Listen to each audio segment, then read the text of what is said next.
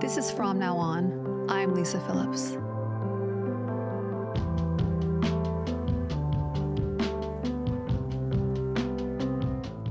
Just a heads up, this episode contains discussions of intimate partner violence, predatory behavior, and coercive control. Some may find it upsetting. We encourage you to take care of yourself.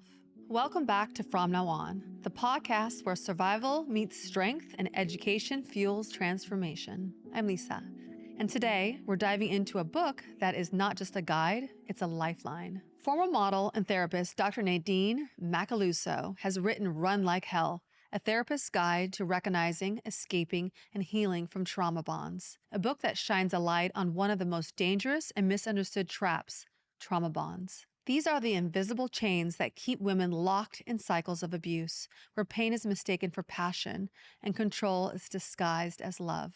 The truth is, powerful men, whether in entertainment, sports, politics, or business, use more than just wealth and status to keep women under their thumb. They weaponize charm, gaslighting, manipulation, and isolation, breaking their victims down piece by piece until they no longer recognize themselves. And they don't do it alone. There's always an army of enablers, the handlers, the PR teams, the assistants, even other women who cover for them, who silence victims, and who make sure the abuse stays hidden in plain sight. But here's what they don't tell you. You can break free, you can heal, and you can be happy again. The moment you release the shame, when you stop carrying the burden of someone else's sins, you reclaim your power. Your story is not a scarlet letter. It's a survival anthem. And when you own it, when you stop hiding and start standing tall and confidently, you become unstoppable. Today's guest I'm especially excited to talk to, as I really want a deeper understanding of the trauma bond. A few years ago, I fell madly in love and I couldn't get myself out of a trauma-bonded relationship.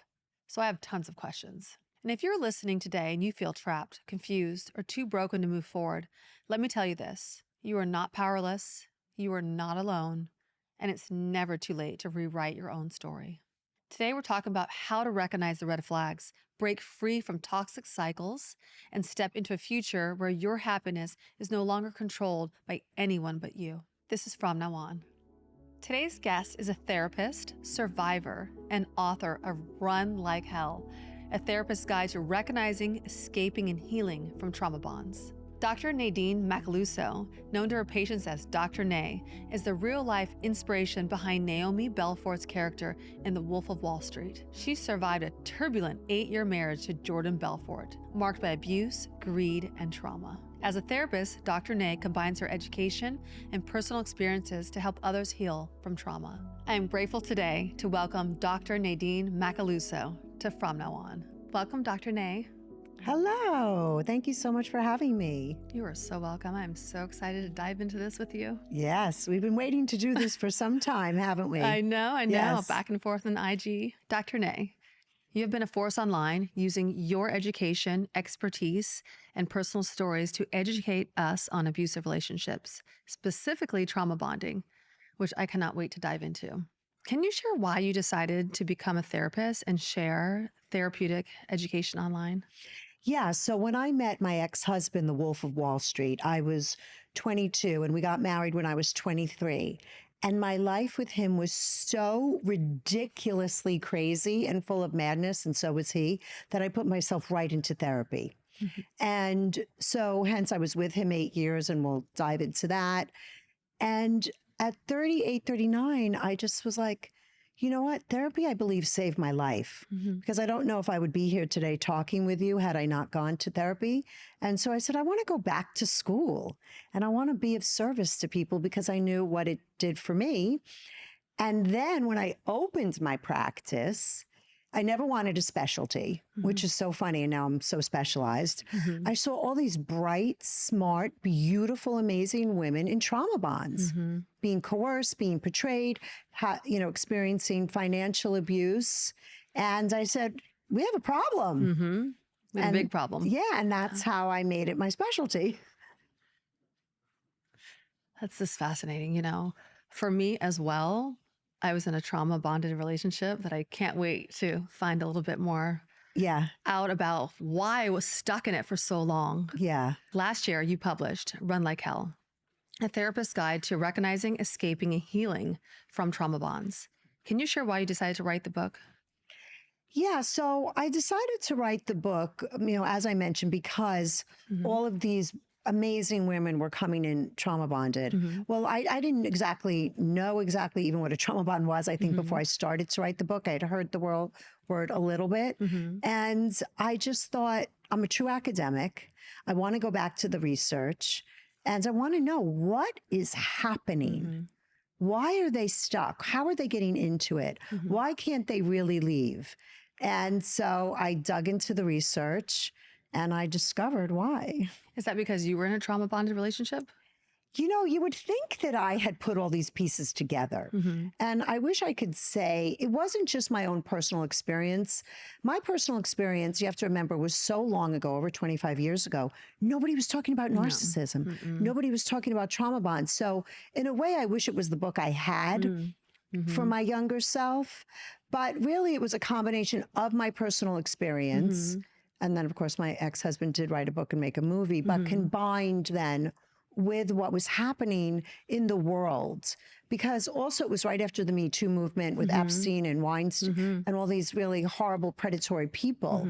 And so it was all out in the zeitgeist and I wanted to drill it down. Right. Well, that makes sense. Yeah. Because I didn't know what a trauma bond was until recently. Right. And then everything made sense to me. Oh, that's why I was like that. Exactly. Right? Yes. But when I was in the thick of everything, I had no idea what was going on. Yeah. Or even just how to explain it. Correct. And regular therapy did not work for me. No. No. In fact, regular therapy, unfortunately, can re-traumatize victims because if a therapist is not very well educated in pathological people and trauma bonds, they can put it on the victim. And that's another reason I wrote my book, was to destigmatize the victims. Because it's always like, why is she staying? Why does she stay? Instead of, she stay? no, why does he do that? Yeah. And why is he doing that to her? Exactly. Exactly. Yeah, I read that in your book. Yeah. So what's crazy is this weekend I took my boys to Mammoth, right? Yeah. To go snowboarding. Yeah. And we had Saturday night, movie night. And I walk in with all the snacks and popcorn and stuff. And what do you know? What movie did they choose? No. The Wolf of Wall Street. And at first I was just like, well, this is going to be a little too much for, teenagers to watch because it's a lot. But they were so excited to watch it. They'd already seen it. They wanted to watch it again. And so had I. But I was like, that's the woman that I'm interviewing, kids. And like, they were all excited, that I was interviewing you, and that the movie was based off of your real life experiences. Correct. Yeah. How do you feel about having a movie out like that about you, a blockbuster that actually is Hollywood, sensationalizes your pain, basically? That has been a journey with that movie, because when I first left my ex and I moved to Los Angeles, I was like, that's it. Done. I'm free. This is over. And I started on a new part of my life. And then, of course, my ex wrote a book. And then he got it made into a movie. And luckily, I've been in therapy my whole entire life. So I processed it ad nauseum. And I had so many emotions around it. When I first read the book, he sent it to me. I called him up, cursed him out. Oh, gosh. He was like, no, I did it for us. I'm like, no, you didn't. And then I threw myself in bed and I cried. I let myself feel all my feelings. And then my husband was like, time to get up. And I got up. And then the movie was coming out right when I was in school. So I was going to school to be a therapist, then getting my doctorate as the movie's coming out. And I'm thinking to myself, who the hell is going to want to have therapy with me now? Oh, no. Got so many mixed feelings about it. But again, I was always processing them and really allowing myself to feel what I wanted to feel about it. And then one day I said, you know what, Nadine? This is bigger than you and you have to surrender. And I did. And I didn't know that I was going to do all of this with it at all. And so, but it actually became a gift. So the things that we worry about often can really become gifts. Well, I can see why you worried about it. Yeah. Yeah. And when I watched it, Paramount sent me there with my husband for a private screening. And we sat down and I was like, okay, this is a little weird. But then we watched it and I thought, I was portrayed just fine. It wasn't, they didn't show the depth of my character, but they showed a young woman who was in love, who was trying to protect her children. And so That part they nailed. Yeah, that Yeah. part they nailed. So I was okay about it. And listen, I know what a maniac he was. Yeah. It wasn't news to me. And really, But it showed him in a great light too. yes, it made him, what do we say? Like it exploited my trauma for sure. Mm-hmm. But luckily, again, I had done so much work around it Mm-hmm. that I could hold it all because it was a lot to hold. But really, I was mostly concerned about my children, honestly, because they were teenagers at the time. Right. But luckily, I had already told them when they were young, your dad's a drug addict, your dad was abusive. That's why I left him. Right. Okay. So they So knew they from knew. there. Yeah, I didn't speak disparagingly about him, but I told them the Mhm. facts.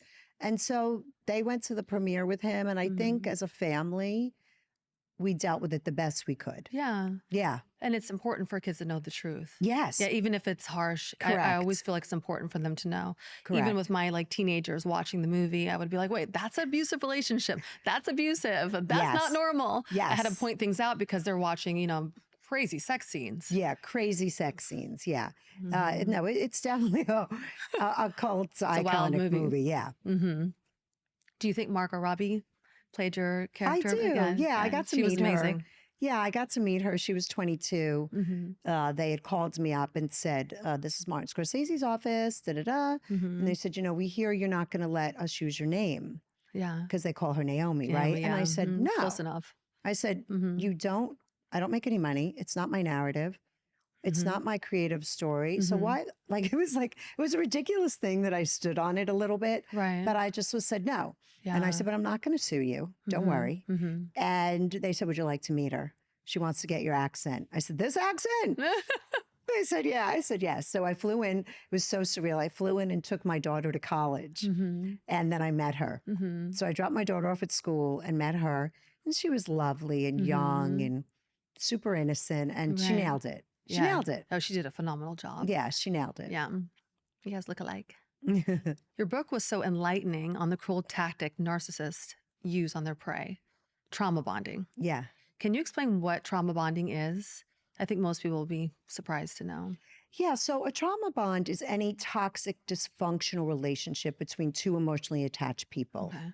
It can be between lovers. It can be between a parent and a child. It can be between friends. I write about it as between lovers. But there's certain characteristics. The first thing is that the pathological perpetrator wants power and control over their partner. And that's not healthy, right? We're supposed to have autonomy and agency in relationships, but it has to have two components for it to be a trauma bond. The first one is a power imbalance.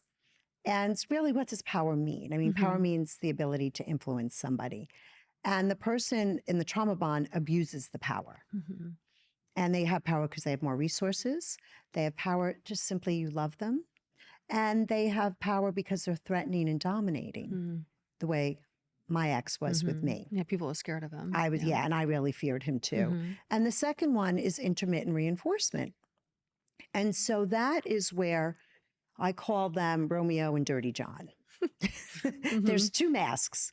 And the first mask is the Romeo mask. And 30% of the time, he's loving, charming, kind, generous, helpful. But that 70% of the time is the cruel, controlling, abusive, betraying partner.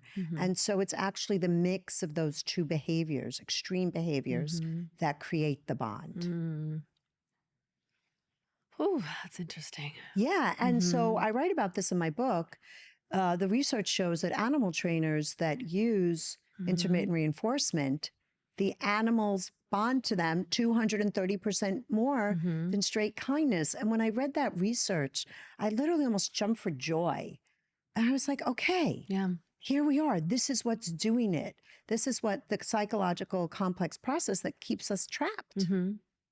It makes so much sense too, because my son is we have a golden doodle. Yeah. And I'm so sweet and loving always to the golden doodle, but my son is always poking and playing and it's growling at him, but it always goes to him for all the love and affection. Yeah. So when I read that in your book, I was like, that makes sense now. It makes a lot of sense. Yeah. So, and so the same thing with human relationships. Same thing with human relationships. And, you know, the intermittent reinforcement is really crazy because you keep hoping that 30% is going to come back. Yeah, you always want that. that initial person that you fell in love with, the Yeah. loving side, to come back. Yeah. So And they give it to you little by little by That's right. little. So right? hope is the hook. Hope is the hook. Hope is the hook. Such a great way. Like such good nuggets. It's so true. Hope is the hook. So true. Yeah, because I was in a trauma bonded relationship. The first time, the only time I've ever been truly in love. And I blended my family, and that's so hard. I was with this man for like 3 years, dating, then living together. And it was always that I was looking for that love feeling that he gave me in the beginning. That's right. Right? Yeah, the Romeo. And the Romeo would come out lots of times because, That's right. we have this great intimacy, but then always would do these reinforcing behaviors every time we would go out. He was constantly just looking at everybody else the whole time, and I would constantly just be sitting there just looking at him, and seeing the side of his face the whole time through dinner, and he would just do it. And I would bring it up to him, like, it makes me uncomfortable. It's kind of demeaning and devaluing when you do those things to me. But it'd be like, doing what? I didn't do that. Like, what? And it was like this crazy making thing for years because he would say he wasn't doing it when I clearly could see. Right. And that's gaslighting. Yeah. Right. And so that's what happens is that it's not just the intermittent reinforcement, it's the manipulation and the gaslighting of denouncing your reality. Yeah. And there's a word for it too called perspecticide. What is that? Meaning like they wipe out your perspective. So that creates so much self-doubt and it really... I had no perspective after that. Yeah, and insecurity. But again, when we're filled with self-doubt, when we're filled with insecurity, when we're filled with fear, mixed with love, mixed with we love. are much easier to control. And it doesn't always happen because I really feel like the trauma bond happens when you're really in love with the person. Correct. Because I went into another relationship. I had 2 back-to-back relationships. Yeah. And I never fell in love with the other guy. He was like my best friend, but I never was in love. Okay. So even though that relationship was much more horrible, it was sadistic, and that's what the podcast is all about. Yeah. The one before I was in love with. So that trauma bond was what I couldn't get, even through therapy, I couldn't get out of. Right. Until I went through EMDR. Oh, yeah. That's for 9 months and then finally broke loose. That's a great trauma bond. treatment. Yeah, that's a great treatment because the EMDR is really going past your consciousness and more into your unconscious. Right. And so that's where a lot of these relational templates live. Yeah. And I'm really glad you did that. Good. Because you're only there for 3 years. So that's... Yeah, it was only 3 years. I mean, I don't want to say only because 3 years is still time. But I'm glad you got out quick. Right, but that's just my understanding of what a trauma bond really is. Yeah, because I have gone through that. If I hadn't gone through that relationship, I'd probably be like, doesn't make sense why, That's right. A lot of people say, why wouldn't you leave? It doesn't make sense. Why wouldn't you leave? That's right. If it's so bad. That's right. That's right. And that's one of the reasons I wrote my book was to destigmatize the victim. Because there's so much shame already being in a trauma bond. Yeah, because the victim is just like wanting to please you and be there for you and do everything to you. Yeah, You're like the perfect girlfriend or perfect wife. And just love. And so, that was really one of my pet peeves when I left my relationship was that because he was such an addict, everybody was like, you're codependent and you're an addict. And me being the reflective, agreeable person, I was like, oh my God, I'm codependent. I'm running around. I want to heal myself. But, in retrospect, I was never responsible for his abuse and addiction. And by calling me that, now there was some benefit to it. I did learn some things about myself, but it really placed the blame on me.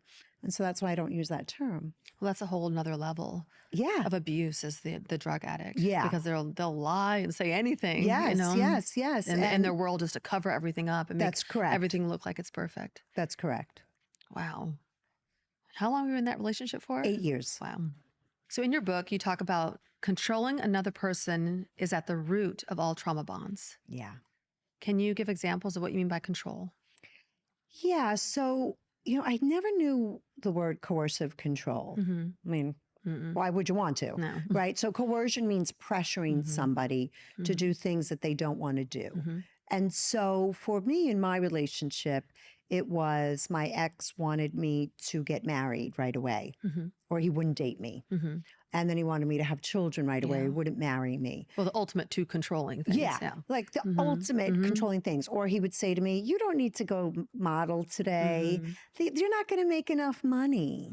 And so, but I mean, people can be controlling down to what you wear, what you eat, what color lipstick you wear, how you do your hair, how you clean the dishes, the thermostat. I mean, the control gets down to the minute experiences in life. And so, and then one day you're like, who am I?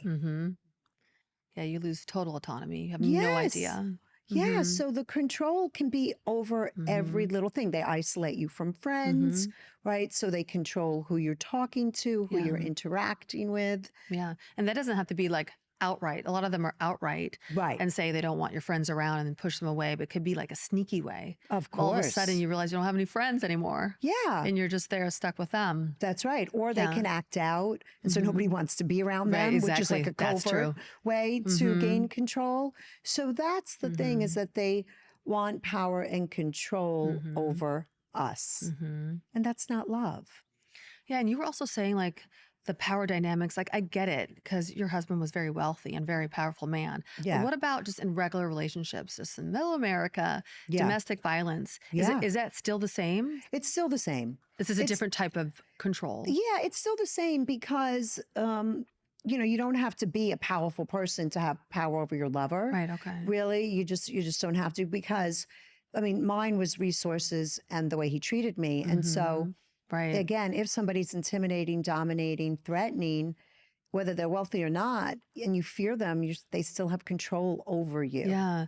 I realize it's changed a lot when you're kind of a pretty young woman. That control is like buying you things and giving you that lifestyle. Yes. Well, I mean, I guess it can happen at any age. It can happen at any age. Yeah.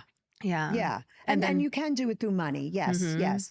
Like buying people with strings attached. Oh, yeah. Yeah. The strings are attached. But it happens in every socioeconomic status, right? Across all different types of sexuality, gender. It knows no bounds. Right. And it's becoming even more of a problem now with transactional relationships that are. That's right. A lot of women just say, oh, I'd rather just have a relationship with a man I know cares about me and takes care of me than a love relationship, because you get hurt in those relationships anyway. So that's right. Yeah, it's a kind of a shift right now that wasn't around as much 20 years ago. Yeah. And, you know, anytime we love somebody, it's a risk. You just hope that the person that you love is not pathological. They're just high functioning neurotics like us. So in Run Like Hell, you detailed the trauma bond abuser's personality. Yes. Which I find incredibly helpful. I want to unpack a few of the details that you shared. Why do you call trauma bond abuser a pathological lover? Yeah, I call them pathological lover because a pathological lover will harm, exploit, betray, and use you to get their needs met for money, power, pleasure, and status. Okay. So you are literally an object. And I believe that anybody that says they're going to love you and treat you like an object and does all those horrible things to you is mentally unwell. And that's what pathological means. So that's why I throw out that term. I can't stand how everybody just uses narcissism. Right. As you know, they're much more than that. And so at its broadest, that's what pathological lover means. But then, as you know, I break it down into the Dark Tetrad. Right. Okay. So the Dark Tetrad is a term that was created in 2002 by psychologists. And what it describes, it's like an umbrella term for dark personalities, people that have malevolent intentions. And it includes psychopathy, narcissism, sadism, and Machiavellianism. And so maybe the person doesn't have all of those traits. You know, some of them overlap with each other, but they have a few of them. And then they usually have an addiction. Then they usually have a process disorder, a compulsive addiction like gambling or sex addiction. Sex addiction, yeah. Or they're highly impulsive. And what else do they have? They can have a mood disorder. So they can have bipolar or depression or anxiety, and it's not treated. Yeah, when they're yelling at you and their eyes turn black, or they're like spitting on you while they're yelling at you. So there's so many things going on in this person. How do we expect a normal person to understand this who hasn't studied psychology? So you're saying you called it the Dark Triad? Dark Tetrad. Wait, tetrad. So it used to be triad. So they Okay. didn't include sadism until recently. Yeah, and sadist is very, very important. That's what I experienced Yeah. with that relationship with the Boston guy that I speak about. Yeah. He was a sadist. Really? Which, yeah, that's the reason why it was so traumatic for me. Oh. And I'm so happy they added Yeah. that too, because I think that's a lot of women don't realize the sadism is Yeah. really dark. Yeah. Yeah, Very and the bad. sadists, they actually get joy out of seeing the people that they know humiliated.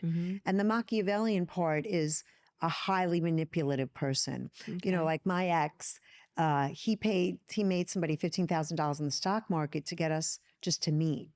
And he set that whole meeting up and I had no idea. That's Machiavellian. Oh, the woman that introduced you. Yes. Right, yeah. That's Machiavellian, right? And then narcissism we know. It's and like almost like playing God. yeah. Like, let me give you some money. Like, I just want to hook up I with just this. want to. I want to meet this girl, and then you have the narcissism, which we know is entitled and exploitative and self-absorbed, lacks empathy, and psychopathy is really the lacking empathy, the callousness, Right. very shallow emotions, and they are a disaster because they're all over dating apps Yes. because they like short, exploitative relationships.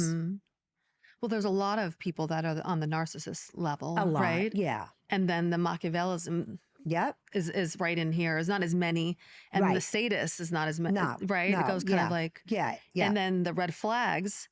The narcissism a little easier to spot, and as you go Yes. down, It gets much harder. it gets harder to actually. It doesn't come out to like months and months or years later. That's right. That they're actually manipulating you, or Correct. they're wanting to hurt you with sadism. Correct. Yeah. Correct. Okay. And so they all have flavors of all of those 7 things that I named. And so that's why it's so challenging to figure out who you're dealing with. Yes, yes. So I've been dating lately. I spent 2.5 years, How almost brave 2.5 of you. How brave I of you. know, but I spent like 2.5 years of not and just working on myself, going through therapy, Yeah. building Good the for podcast. you. And then the last only 3 or 4 months, I started dating. Okay. And I will tell you with red flags, I want to talk about red flags. Yeah. It is very easy to spot once you know from Yeah. the first or second date, Yeah. these little red flags. Say more. What would Well, tell me because you which were one? saying that them seeing you as an object. Yes. When someone sees you as an object, it is the biggest red flag Biggest. there is, because that's just how they see you, either as Yeah. an object or they see you as someone that they could have a relationship with. Correct. You as a whole person. That's right. And I don't know what it is. I was always, or I don't know if they're attracted to me or what it is, but I was always always dating a narcissist. Yeah. Or the last one was a sadist, and I was attracting these maybe because I wasn't feeling whole and Yeah. worthy or whatever it was.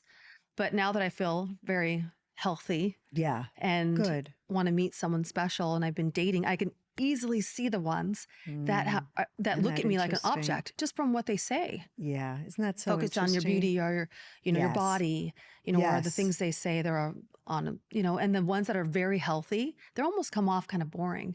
Yes. Yes. Yes. It's the safe is kind of a little boring. You're like wondering why he's not complimenting you or saying Yes. these things that you're used to, Correct. right? Correct. Yes. Yeah. Yeah. Can you And- talk a little bit more about those red flags? Yeah, well, we've been programmed by Disney. God bless Disney. Oh, yes. That someday our prince is going to come and he's going to worship us and rescue us. Ain't no prince coming.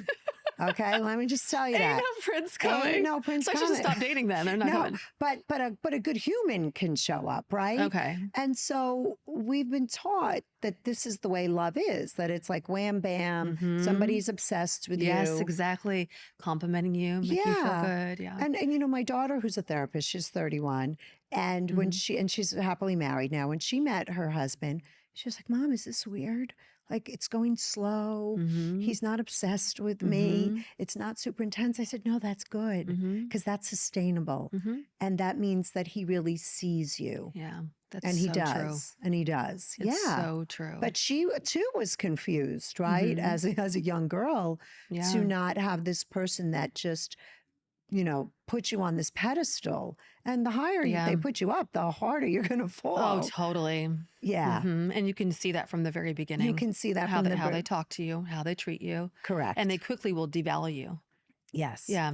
go on a Yes. couple more dates, you'll see they'll try to, put you down a little bit or make you feel like you're not so special. Right, right. Mhm. And yeah, so yeah, we can thank Disney for that. Yeah, But we're it having these is. conversations and we're changing it. Mhm. And I always say, when you go on a date, is he, first of all, does he have 10 drinks? Like, then we have a Yeah. problem, right? Yeah, and the Really? majority are like that too, Yes, actually. I've yes. noticed they drink too much. They drink too much. You have to watch the Yeah. drinking. You Mhm. have to watch, do their words match their actions? Mhm. Are they consistent? Are they inconsistent? Right? If they say they're going to text you, Yeah. do Do they they? text you? Right? Mhm. And there's a few other ones that I love to, let me think about it. Substance abuse, words matching actions, and also, oh, this is a big one. Do they respect your boundaries? Yes, that's the biggest one. Yeah. Mhm. That was the biggest red flag I missed Mhm. with the wedding and the babies and all that. Mhm. And it's because the way I describe love is it's quality of connection and someone giving you the Mhm. space to be who you really are. Yeah. And so that comes with you being able to set boundaries, you Mhm. being able to have your own values, your own dislikes and Mhm. likes. And Mhm. so just if you go on a date, Yeah. set a boundary. And if they don't respect it, run like hell. Mhm. Run like hell.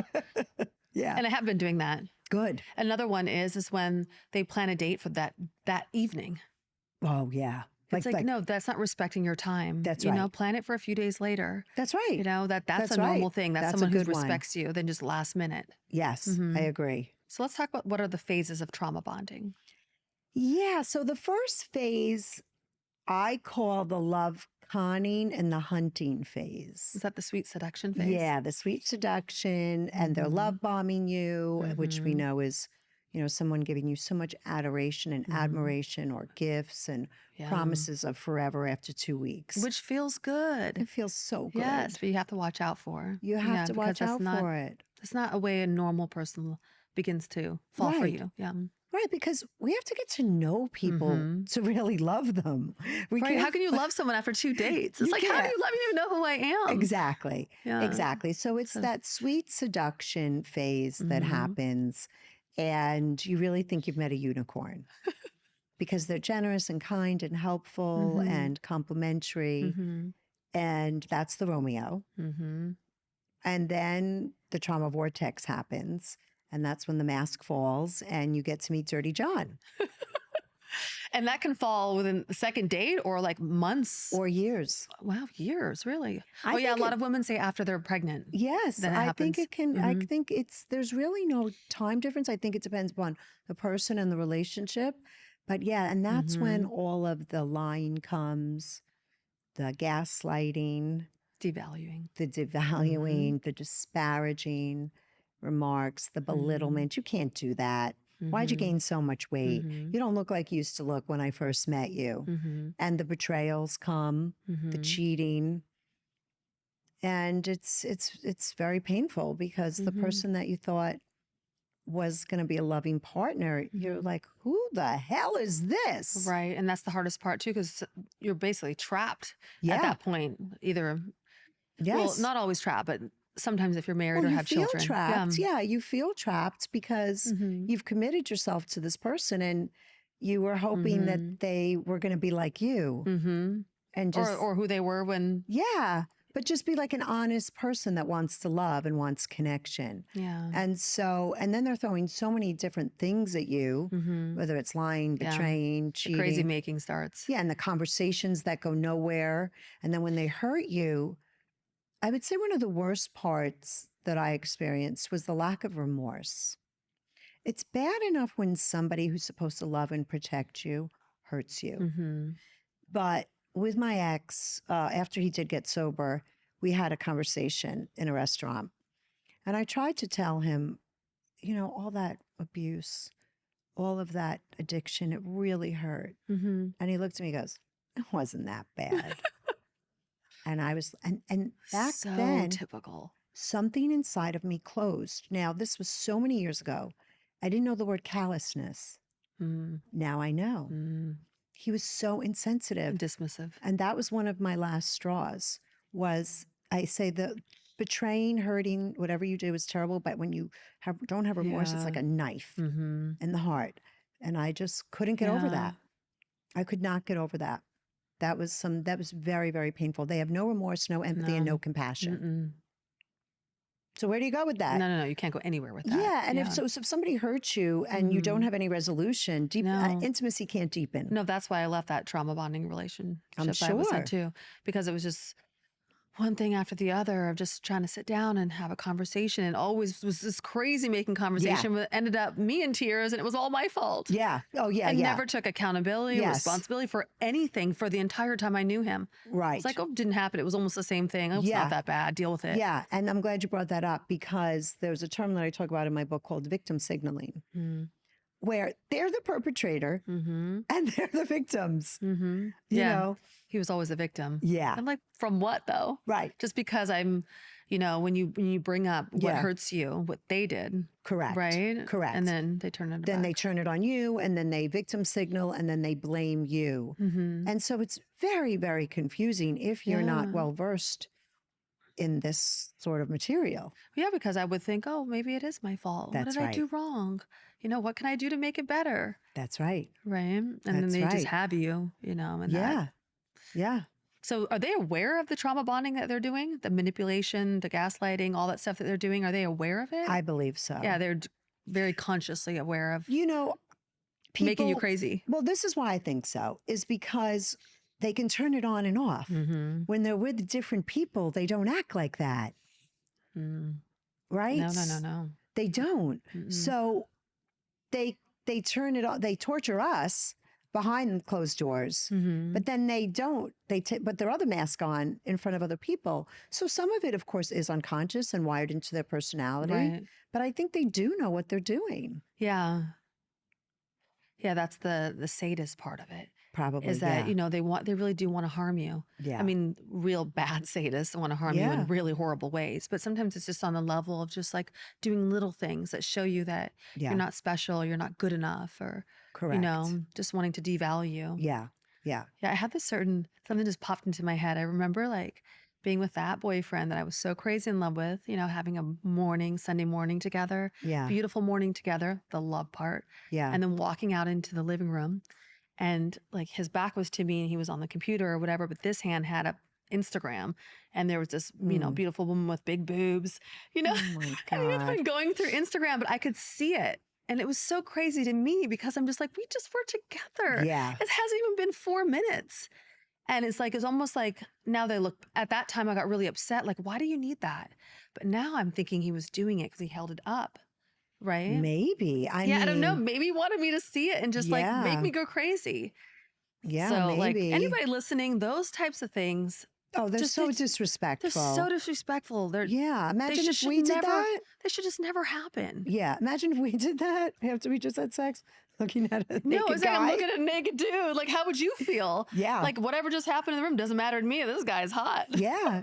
So painful. So painful. But they don't care. No. That's what I realized later, though. Yeah. I didn't realize that when I was going through it. No, I know. So painful. That's why we have this podcast. I know. It's wonderful. And so if you're going through it right now, these are the things to look out for. Yeah. It's not normal and it's not okay. And you're worth more. That's right. Than someone devaluing you. That's right. Don't put up with it. Don't put up with it. So what is twinship? Okay, so twinship is when you first meet them and they start to mimic you. And they start to just repeat back to you. They know everything that you want to hear. I like sushi. You like sushi? I like the opera. You like the opera? I love tennis. And you're just like, wow, this person really likes everything that I like, which is impossible, by the way. And in healthy relationships, we're supposed to have differentiation, meaning that we are different and we respect our differences. Yeah, so they start to match you. And they don't all do that. They don't all do that. Yeah, exactly. Because the first relationship didn't do that. But the second one, I told you that I went into a worse relationship with the sadist. And he literally would tell me, because I love Korean food. And he would say, I love Korean food. And I hike all the time. He was a big hiker. Yeah. And I found out 6 months later when I lived in Boston for a few months, he had never hiked and he had never had Korean food. And I remember thinking, that's what he was doing. Yeah. He was mirroring, twinning. He was mirroring you. Yes. Twinning me. Yes. And he was a great twin. Yeah. Because I thought he was my best friend. That's right. Yeah. That's right. That's what they do. That is scary. That's why I name it, because you have to name it to tame it. I remember when we went out for Korean food and he had said that he had never had it.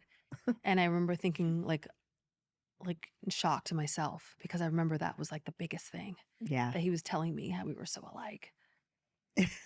That's scary. It's scary. It is. What about mind mapping? So mind mapping is a little similar, but it's from something called theory of mind or mentalization, where they're really mapping your mind. You know, let's say you tell a story about how you're very upset that your dad abandoned you when you were 6, right? And then they might, in a way to control you, anytime you have a fight, leave, knowing that that's a trigger point for you. And it's a way to get to you. So it's really understanding what's happening in your mind. So while they don't have empathy for our feelings, they have cognitive empathy, often for what we're thinking. They're trying to read our minds because guess why? They want mind control. Oh, sure. So But don't they in the beginning then ask you so many questions? yes, they can. To figure out like who you are and what triggers you. Yeah, Just so they can use it against you later. exactly. Yeah, So then they can weaponize it. Oh, yeah. In the middle phase, the trauma vortex. Yeah. So that's what they'll so they'll do the cruel things in the middle phase. And then what happens is you say, okay, there's something wrong here. And something starts to shift inside of you and the pain becomes too great.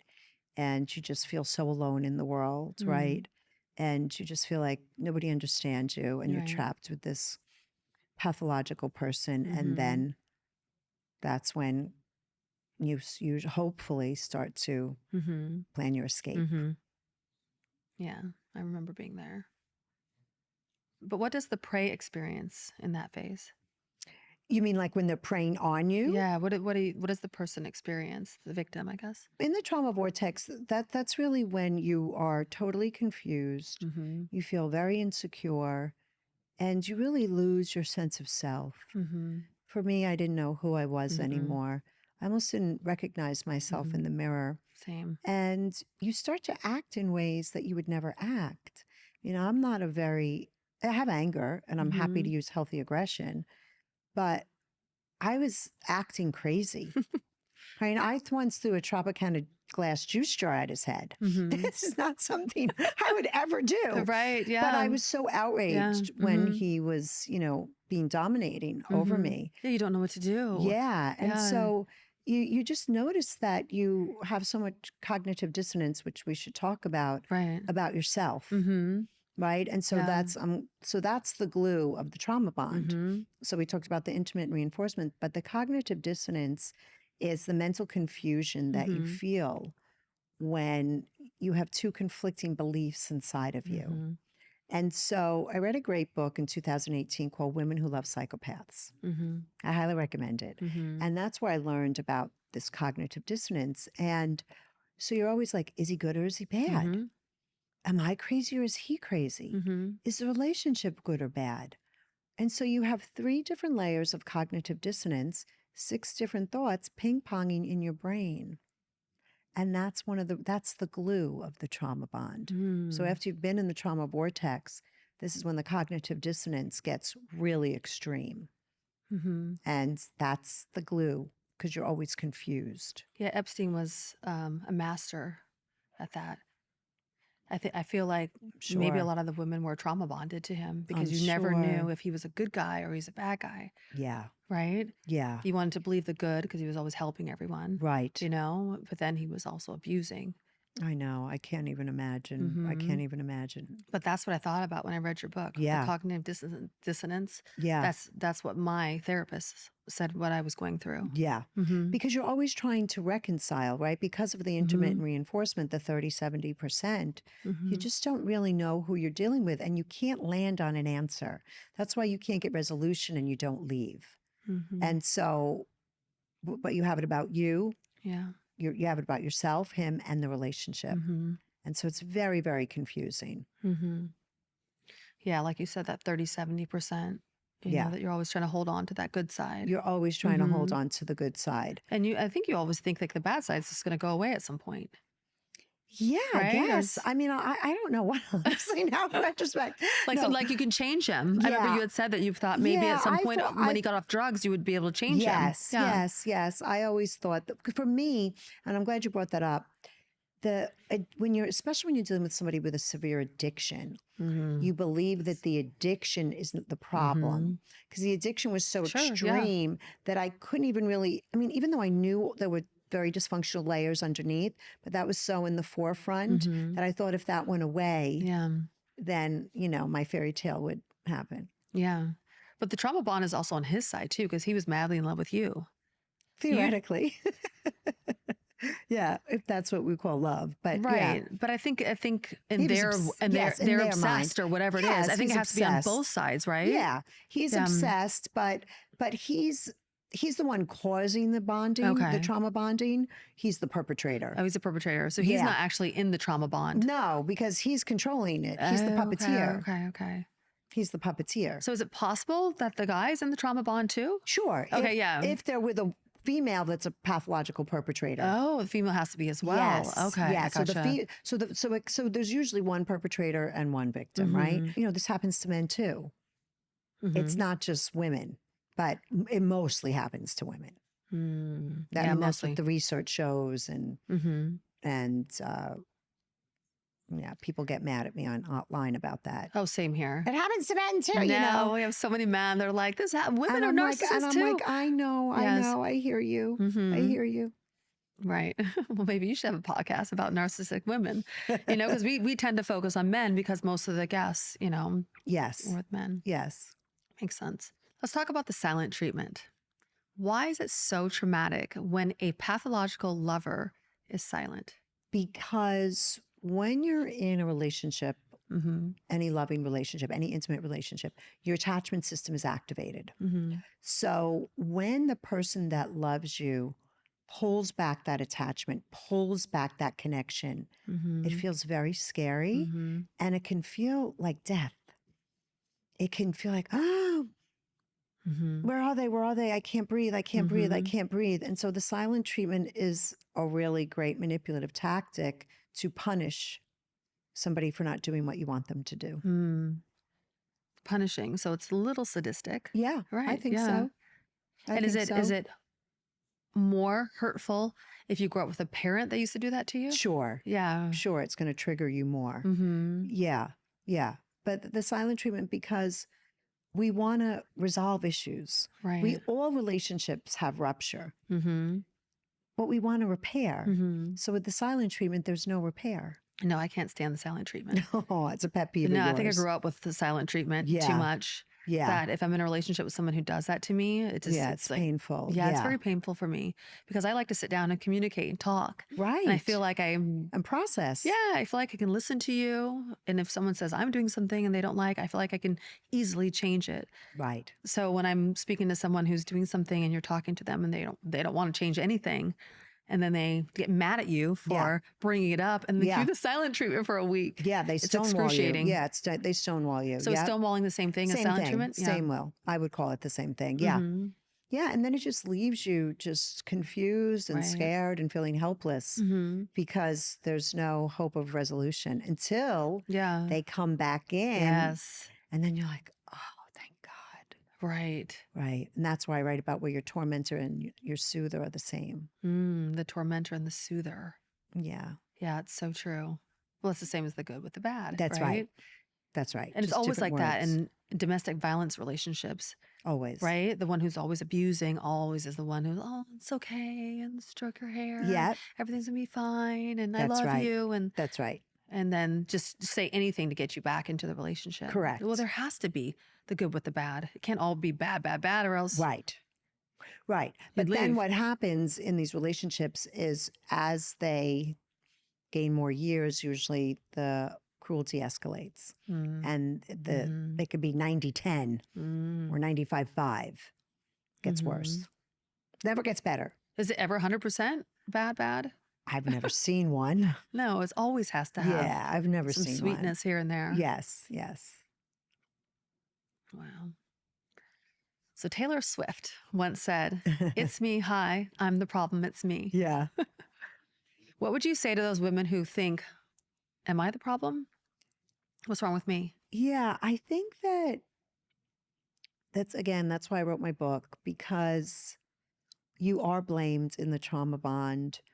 You are made to feel like everything that's an issue in the relationship is your fault. Mm, But I okay. have a saying, abuse is always the fault of the abuser.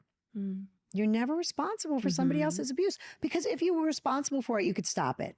mhm. And you can't stop it. So you're just not the problem. Hmm.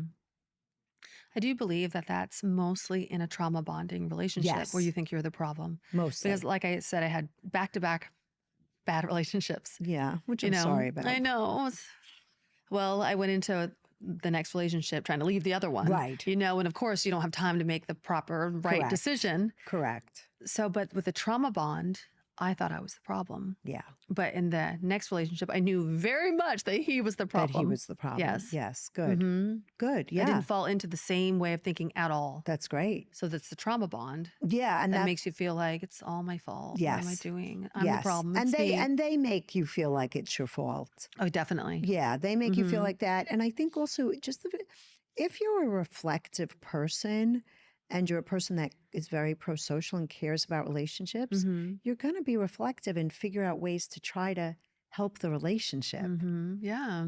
Constantly trying to help it, Yeah, so repair it, do everything right. Right, Yeah. right. So that's what I think happens as well. So, what are the personality traits that would cause a pathological lover to set out to control another person?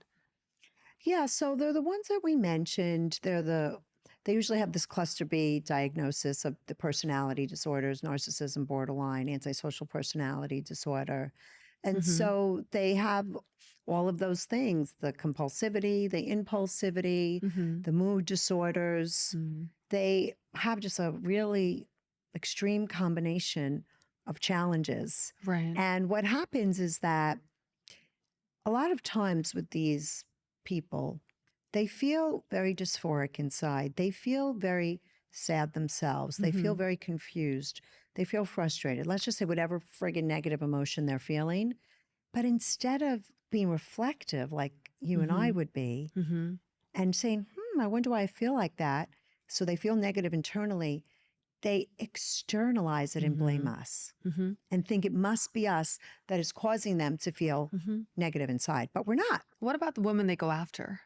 So the kind, hardworking woman, Yeah. the dependent woman, and Yes. the CPTSD. Correct. CP. TSD.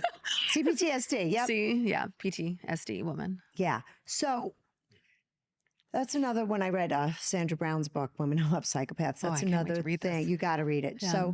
So in 2019, I read it, and she talks about there's something called the big 5 traits of personality. Okay. And you can just use the word ocean to know them: openness, conscientiousness, extroversion, agreeableness, and neuroticism. Okay. So what she did research, I think over 30 years, I know it was at least over 20 years, where she was working with women that weren't in domestic violence shelters. You know, when we thought about the term domestic violence, that's what we thought about. Mm-hmm. You know, we didn't think about maybe women that were teachers or lawyers or doctors or, even homemakers. Right. And we didn't know, we thought that they were all came from domestic violence backgrounds. And what she researched is like, that's not true. They all don't come from domestic violence backgrounds. And in fact, what she discovered was that many of the women she worked with, I think she says 70%, had very high scores of agreeableness and conscientiousness. Me. I know. That's me. So, and what does that mean? So when you're highly agreeable, you're tolerant, you're loyal, you're pro-social, you're altruistic, you love relationships. And when you're conscientious, you're, let's just say you have integrity, Right. you are very disciplined, you're very organized, you have follow through. And so those are great traits. Not when you're in love with a pathological person, because those traits get weaponized. So if a woman comes to me, I give every single person that comes to me, the assessment, you can take it on my website if you Right. want, okay? Mm-hmm. And they come to me and they score high in agreeableness and conscientiousness. I want them to know because they're perfect prey for a pathological person. Things are making sense now. Yeah, they're perfect prey for a pathological person. So I want them to know. And I was so relieved when I read it because I was like, that's it. You know, all of my good qualities got weaponized. And so if a woman comes to me, I'm not going to therapize these things out of her, but I'm going to educate her about them. And then some women score more, let's say they score more high agreeableness and low conscientiousness. They can be more dependent. Now, some women do have developmental trauma and they score very high in conscientiousness because they've used achievement to override their developmental trauma, and they score low in agreeableness. So I want every woman to know what their personality traits are so that they know for the future. Yeah, this is very important. Very I need important. to know this. Yeah, it's very, very important. Very important information. And so, and here's the thing is that you also need to know your attachment pattern. Yes, The I was thing- going to ask you about yeah, that. you need to understand things about yourself. But this was very key for me because I score very high in both. So with the attachment, Yeah. avoidant, anxious, Yeah. and secure. Yeah. Okay. So yeah, I always thought I was avoidant. so am I. Yeah. Yeah. But is that what they're attracted to? I would think this not, is, right? No, this is very interesting. The research shows that avoidantly attached women have the highest reoccurrence of experiencing domestic violence. And I'm going to tell you why. When you're avoidant, that's why I knew I wasn't codependent. Yeah. So no, once I I'm not- started to yeah. like unwind all this, you are not very needy. You are very self-reliant, right? And so what happens when you're with a partner like this, they can take that as you're being dismissive and not loving. And it can really trigger their insecurity. And then they go nuts. Oh gosh. When I see, this is the thing. This is why I love all this research. Because when know. I read it, I'm like, okay, there's an answer. You know, And we these- need answers. These we are need things to figure that I it always out. knew inside, but the research just illuminated it all for me. Right. Yeah, so there's a lot of research about that because you're not as needy. So they wouldn't like it. They don't like it. So they wouldn't like a secure attachment?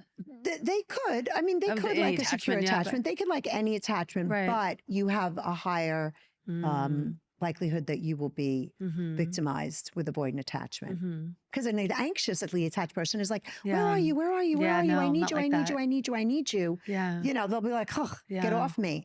But an avoidantly attached woman, they're like, why aren't you giving me attention? And you're like, wait, but we just had sex and like we Right. just had breakfast. Now I'm going to go to the gym and go be with my friends. Right. They take that as rejection. Yeah. Wow, makes a lot of sense. It's so crazy once you Right. start to put the pieces together. And my therapist like, you're an avoidant attachment. I'm like, oh, I need to work on this. I thought to like being a healthy, good listen, relationship. I think I come back to, we all can come home to secure attachment when you do go to therapy and do enough work. Right. And I hopefully I have Like at I want to have a 57. secure attachment. Yeah. And you probably do now. But yeah, and we can all return to that. But you know, when you're more avoidantly attached, it can cause trouble. Oh boy. Right. So if you have Everybody go to this website and take this test. all the assessments are there. Wow. Yeah. Do you give this test to your clients? Every before? single one. You have to before then you kind of figure them out before. Well, you know what I do is that I give them the personality trait assessment, a attachment assessment, and a developmental trauma assessment. So then I have a landscape of who they are. Okay. That doesn't mean I'm not still very curious course, because yeah. of course I am, but also that saves us 6 months of therapy. And my whole belief is that I want to use psychoeducation to empower. So then I educate them about themselves. Yeah, I always like the education part of it. Yeah. I always want to really understand it, even if it's not me. I want That's to right. understand all the different types. That's right. Right. Yeah, yeah. And they're so appreciative of it because just as we're talking, right? We're like, oh, this makes sense. I'm not crazy. Yeah. Nobody likes to feel like they're crazy. No. In your book, you say abuse is a learned behavior based on values and beliefs. Yes. Can you explain that a little more? Yeah. So, you know, there's a lot of controversy about this. So, Okay. you know, how does an abuser get created? So it's biological. right? Some of it could be genetic. Mm-hmm. And then there's your environment, and then there's culture, Okay. right? And so these people, a lot of them are, if you think about a patriarchy, we live in a patriarchy and it's a hierarchy. So, and one person has to be over the other. Mm-hmm. So culturally, we live in a patriarchy, right? Mhm. So this sort of person wants to have one over on us. Mm-hmm. Now, there's people will say it's 60% nurture and 40% nature. Mm-hmm. So if you grow up in a house where you're witnessing, you know, there's a reason why we say monkey see, monkey do. Mm-hmm. We have mirror neurons. If Mhm. you're growing up in a house where you see abuse happening, Mm-hmm. you take that in, you Mhm. internalize that. Sure. Or if you grow up in a house where somebody's very dominating towards you and you're born with a dominant temperament, you're like, nobody's ever going to dominate me again. I'm going to dominate others. Okay. So it can be a learned behavior, Mm-hmm. and, you know, there can be a very large genetic component, but Yeah. it's multiple causality. Right. Okay. Does that make sense? Yeah, you can't really tell one way or the other, but a Right. lot of times if your father was an abuser and your grandfather was, a lot of times Yes. you could have. You could have Like it. with the Army Hammer documentary. Yeah. Yeah. Or you can go the other Mhm. way too. Mhm. You know, some people can go the other way, but I think that if we witness it, there's a more likely chance that we will recreate it. Right. Yeah, I was going to say in the Army Hammer documentary, Yeah. his father and his grandfather also Yes. abused women in the exact same way Yes. that I he was in a know. sadistic Machiavelli I way. know. I Mhm. know. I know. It's very disturbing. Yeah, well, that was Yeah. the time I thought, oh wow, that can actually almost be like passed down. Yeah, generational trauma. I mean, Mhm. it's passed down. I mean, there's Mhm. epigenetics, there's all Right. different things involved here. Mm-hmm. Yeah. That's why I like the movie It Ends With Us. Yeah. You know, not all the controversy around I it, know. I but know. like the movie was really good with Yes. ending generational trauma. Yes, that was a Mhm. beautiful Yes, message. it was a beautiful It message. was a beautiful message. I didn't like the way the scene ended with you know, in the hospital where her Mhm. saying to him, you know, Yeah. we're leaving you. And he was like, okay. Yeah, I know. He was like, yeah, I like don't that think would never happen. that Yeah. would never happen. But I Mhm. do think the message of breaking generational trauma was a beautiful Mhm. message. Yeah. Yeah. A lot of people are talking a lot more about generational trauma right now. Yeah. And understanding it. Yeah. Mhm. Yeah. And, you know, when I see my daughter in her home with her husband Mhm. and her beautiful baby and seeing them sharing all the responsibilities 50-50 and being loving and kind towards each other, I'm Right. like, we did it. Yeah. We did it. Yeah. I would Yeah. say that would make you feel really good. Oh my God, I could Yeah. cry, you know, as That's I what you talk want for your about it. kids. Yeah. Mm-hmm. Happy, healthy relationships is what we want. right? Yes. So, what is the last straw phase of the traumatic bonding relationship? So the last straw phase is when you've had it. You're done. You're done. You realize for either you fear for your life, you fear for your children, maybe you've built confidence outside the relationship, Mm-hmm. but something inside of you says, this is over. Mm-hmm. This is over. Yeah, there's always that point when you just know. Yeah, you just know. Mhm. You just know. And for me, I had 3 last straw moments. The first was when my ex got physical with me and kicked me down the stairs because I challenged him on his sobriety. Mm. He did get sober, which was the good part, but that was, I don't know that I could really ever come back from that. And then the second was the lack of remorse. Then the third one, he got arrested. Mm-hmm. So that was, I was very lucky. Because he had the ankle thing on. He Yeah, couldn't he had leave the the ankle house. So of bracelet course, on. that's the best time to go. Best time to go. And I took that window of opportunity. Not everybody has that, unfortunately. Mm-hmm. They have to really escape. And so I say in my book, once you internally realize this is it, I'm done, you can never tell them. That was in the same moment that he took your child and put her in the car. and- Yeah, that all yeah, happened. of course, you're going to be done after that. Yeah, I was like, I don't think this is very loving and kind at this point. So No, dangerous. yeah, it was so dangerous, and we're lucky that we're all alive Mm-hmm. after that scene. And no, it was terribly, terribly, terribly scary. Mm-hmm. But yeah, it was really because I confronted him about his sobriety, Oh, sure, yeah. and he didn't want to get sober. Yeah, And I like, who said, are well, you I'm to- leaving you. I said, I'm leaving you if you don't get sober. And you were saying about telling your husband or your partner that you're leaving them. Was not a good idea. Definitely don't tell them, and definitely don't tell them when they're on drugs. And Okay. when is the best way to tell them or to bring that up? It's really In the to never hospital, like tell in the them. movie? Yeah, no, it's never to tell them. It's to now you wear the mask. Oh, You wear You the put the mask mask and on. you pretend that everything's just fine. And then behind the scenes, you gather all Oh, your yeah. documents, you Yeah, gather been all your there. bank accounts, Mm-hmm. you make sure you have a credit card in your name, you have a You're bank right. account in your name. If you don't have money, I Mm-hmm. say go to Target and get cash cards, go to Walmart and get cash cards. Yeah, make sure everything to him, everything looks like everything's Perfect. fine. Yeah. You have to make sure that everything looks fine. Yeah. And if you have to have a to-go bag, if you have to have a place to go, if you're Mm-hmm. married, you have to have a divorce attorney Mm-hmm. on the side. I would suggest having a therapist there, joining a group, Right. really being really resourced You have to. before you leave. Yeah. And And you then need you to go escape. somewhere very safe. Yep. Yeah. Yeah. And then you leave and then you tell them. Because what are the statistics? Yeah. When a woman leaves, It's the most dangerous the time. most dangerous time. It is the most dangerous time. So don't tell them. Why on earth tell No. somebody who wants power and control over you, hey, I'm checking out? No, Mm-mm. they're going to be like, no, you're No, not. you're not. So don't tell them. Now you can start to lie. It's okay. Yeah. Give yourself permission. And I say this to all the women I work with, tolerate the guilt of protecting yourself. Tolerate that guilt. Yeah, and listen to the threats too. If they Yeah. say the only way you're leaving is in a body bag. Right, like mine. Yeah. Yeah. Yeah. Mm-hmm. No, you have to. And yeah, you have to protect yourself. And it's okay. Whew. It's also the scary stuff. I know. Yeah.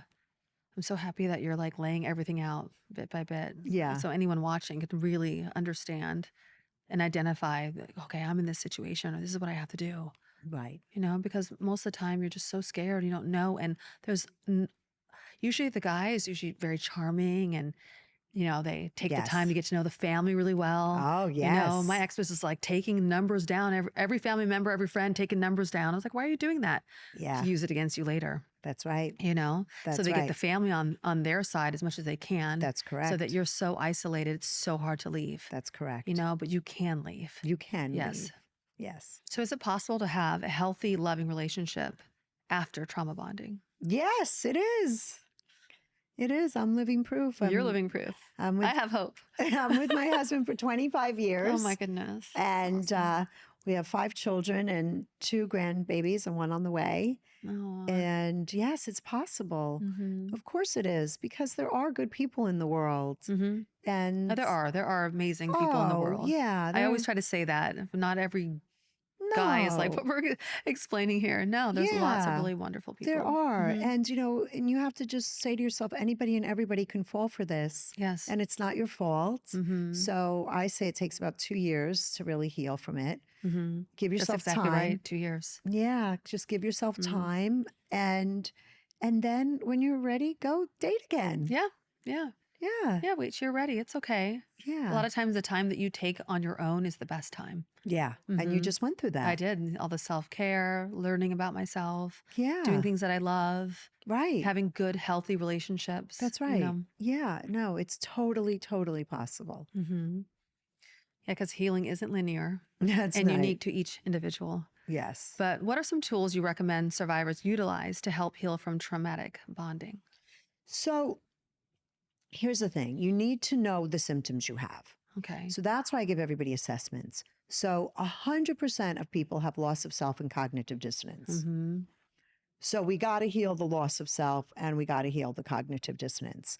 And the loss of self can be healed by, many, many different ways, but you have to learn about yourself. You have to turn the mirror back on you because you're so Mhm. obsessed with them for so long. Mm-hmm. Who are you? What do you Yeah. need? What are your attachment patterns? What are your Mhm. personality traits?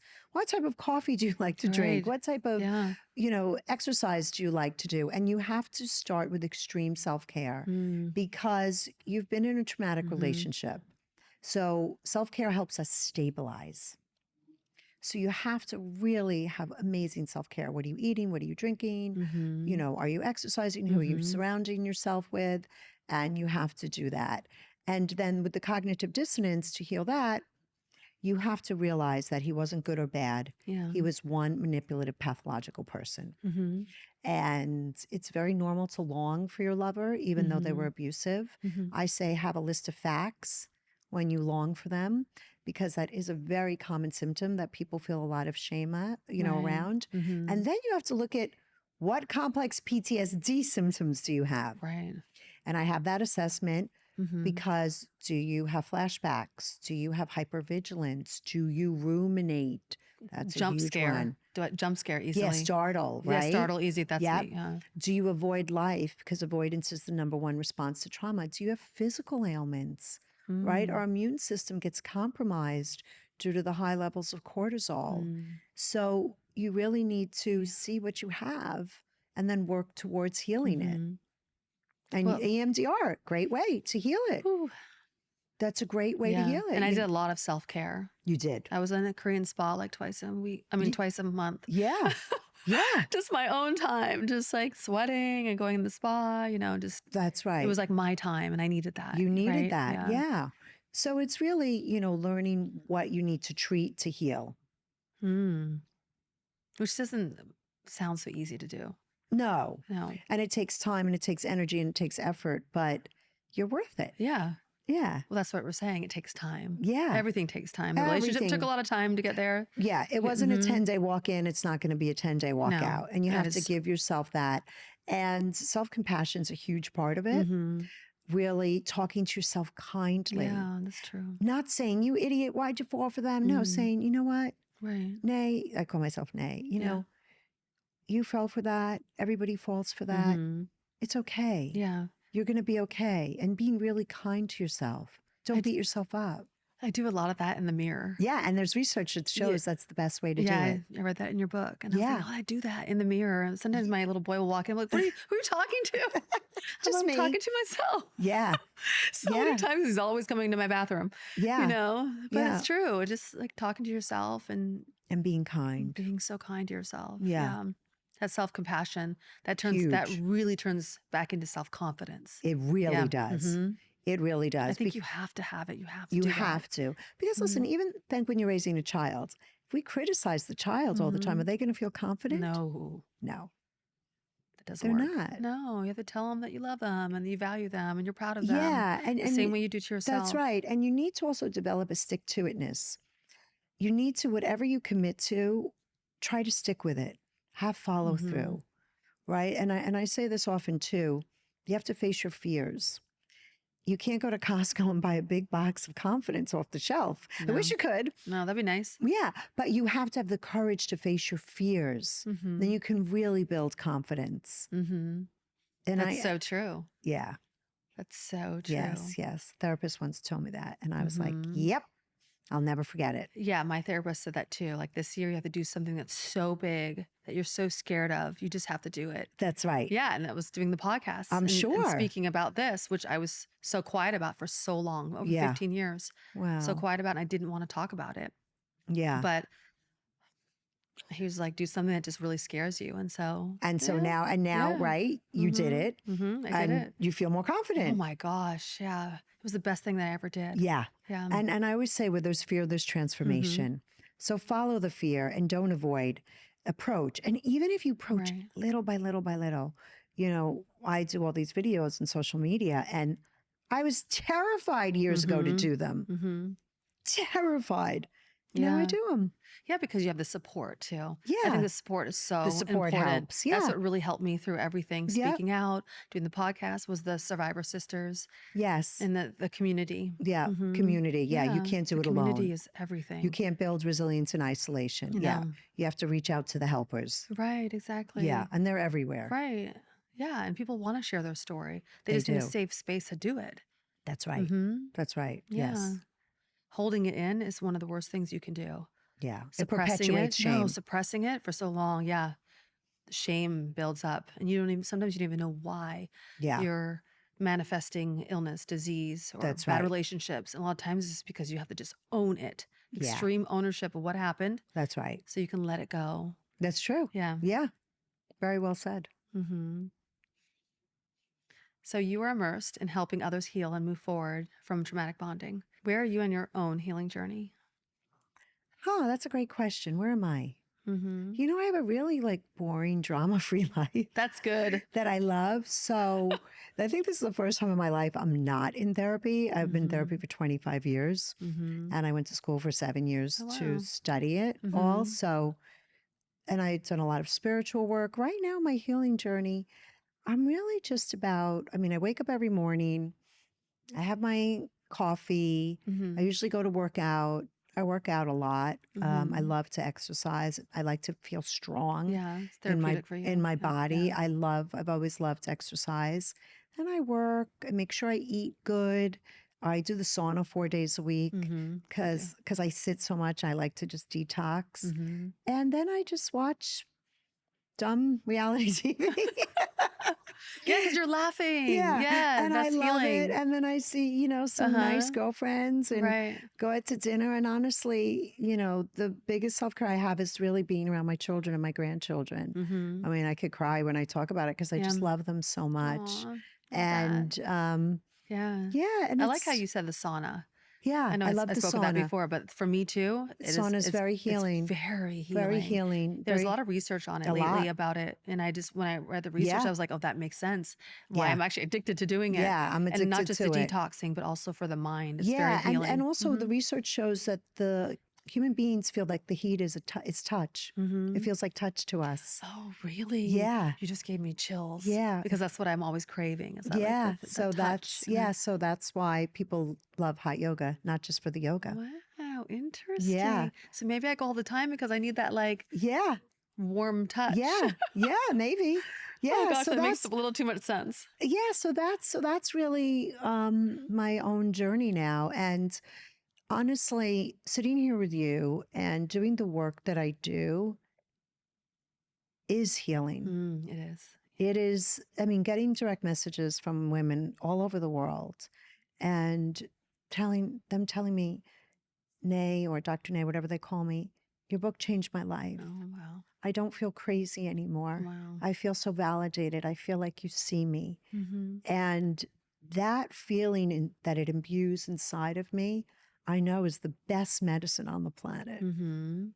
being of service. Mm-hmm. And I can love feel to that. shop too. I'm a big Yeah. shopaholic too. I have to say that. Yeah. But That's therapeutic too. yeah, that's Yeah. my retail therapy. But really helping people, I'm sure as you know, Mm-hmm. is it gives me so much vitality. Mm-hmm. And the opposite of depression isn't happiness, it's vitality. Oh. And I feel alive. Mm-hmm. And it's really beautiful to feel alive. Yeah, I like that. Yeah, doing this too and giving back and listening to stories and Yeah. being supportive, it makes me feel alive as well. Yeah, and it makes the world a better Mhm. place. And so I'm totally imperfect and I screw up all Yeah. day long, Mm-hmm. but I'm much kinder to myself. There's something we don't talk about a lot in society is that when we get older, there is nothing better than being emotionally regulated. Mm-hmm. There is nothing better than being able to manage your thoughts, Mm-hmm. manage your emotions, Mm-hmm. and being able to be with them and not let them run away. Right. And that is really a gift of the hard work, of psychological hard work and being older. Mm-hmm. Oh, I totally agree with that. Oh, it's the Yeah. best. That's how I feel, just being happy for no reason. Yeah. Yeah. And not Yeah. having those Yeah. No, issues or triggers or things that bothered yeah. you years ago. It's really freeing. And so 57 is fun. Yeah. Ooh. So when you hear the powerful statement from now on, Yeah. how would you end that sentence? From now on, don't self-abandon, don't self-sacrifice in the name of love. Don't abandon, don't self-sacrifice Yeah. in the name of love. Yeah. That basically sums up your whole book. Yeah, Yeah. it does. Mm-hmm. It does. It sums Yeah. up my whole book. I love that. It's a powerful book.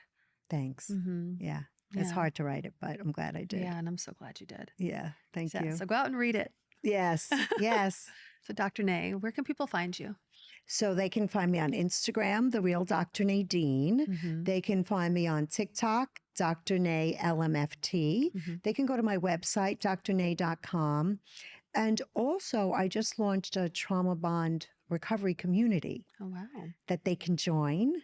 Mm-hmm. It's very inexpensive. I wanted to democratize help for people. Mm-hmm. And I have a course on there too that matches my book. Oh, fantastic. Yeah, but just go to drnay.com and you'll find it all. And Yeah. please go take my assessments. Yes, I'm They're going to do that. free. I'm doing that tonight. Okay, good. Check out her Instagram is really powerful. Yeah. it's Yeah, a and I great answer all Instagram. my own Yeah, direct so many- messages, as you know. Mhm. It's Yeah. awesome. Yeah, thank Yeah. you. Thank you so much for joining me today. This has been such a pleasure getting to know you. Oh, thank you so much for having me. I'm so glad we finally got to do it. I know. You Me know, too. the fires stopped us, but Yeah. but I was determined. I was coming out. Yes, and thank you for that. I really Yeah, appreciate my it. pleasure. This is From Now On. I'm Lisa Phillips. And until next time, stay informed, stay empowered, and remember, there is so much strength in speaking out. And special thanks to our amazing guest, Dr. Nadine Macaluso. Elizabeth Wyndham is our senior producer. Christopher Leon is the editor. Corey Wynn is our director of photography. And Jose Oriana is our studio producer. Our theme music is Many Worlds by Memory Theory. If you have any thoughts, questions, or stories about your own views on topics discussed on From Now On, email us at fromnowonpod@gmail.com. And please follow, rate, comment, and review on Apple Podcasts, Spotify, and YouTube. If today's conversation resonated with you and you are seeking more support in your own healing journey, if you or someone you know has been sexually assaulted, help is available. Call 800-656-HOPE. If you or someone you know is being trafficked, contact the National Human Trafficking Hotline. Text 233-733. That's Be Free. PAVE is a 501c3 nonprofit creating a world free from sexual violence and building communities to support survivors. To learn more, go to shatteringthesilence.org. Speak Out, Act, Reclaim, SOAR, is dedicated to providing a safe and empowering space for survivors of sex trafficking to reclaim their stories and stand up for themselves and each other. That's www.speakoutactreclaim.org.